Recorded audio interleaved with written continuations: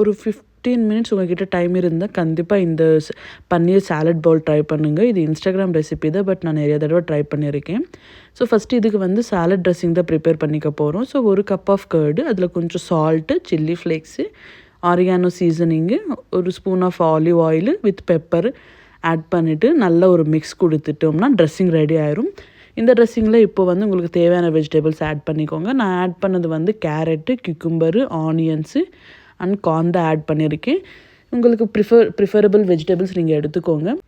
ஒரு நல்லா மிக்ஸ் கொடுத்துட்டிங்கன்னா நம்ம சாலட் ரெடி ஆகிடும். இது வந்து வெறும் சாலடாகவும் சாப்பிடலாம், ரொம்ப டேஸ்டியாக இருக்கும் அண்ட் ரொம்ப ஃபில்லிங்காகவும் இருக்கும். நீங்கள் கண்டிப்பாக ட்ரை பண்ணுங்கள். ஸோ இப்போ நான் வந்து பன்னீர் ஸ்டிர் ஃப்ரை தான் நான் பண்ணிக்க போகிறேன். ஸோ பன்னீருக்கு வந்து ஆஸ் யூஷுவல் மசாலாஸ் போட்டு, நம்ம இந்தியன் மசாலா ஸ்பைசஸ்லாம் போட்டு நான் வந்து மேரினேட் பண்ணிக்கிட்டு இருக்கேன். ஒரு 15 மினிட்ஸ் மேரினேட் பண்ணால் போதும்.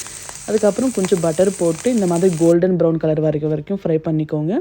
அண்ட் அதுக்கப்புறம் சர்வ் பண்ணிக்கோங்க. ரொம்ப டேஸ்டியாக இருக்கும். இது வந்து ரொம்ப ஹெல்த்தி. நீங்கள் கிட்ஸுக்கு தரலாம். நீங்கள் வந்து டைம் இல்லாதப்போ ஒரு குயிக்காக ஒரு 15-20 மினிட்ஸில் நீங்கள் வந்து இந்த ரெசிபி கம்ப்ளீட் பண்ணிக்கலாம்.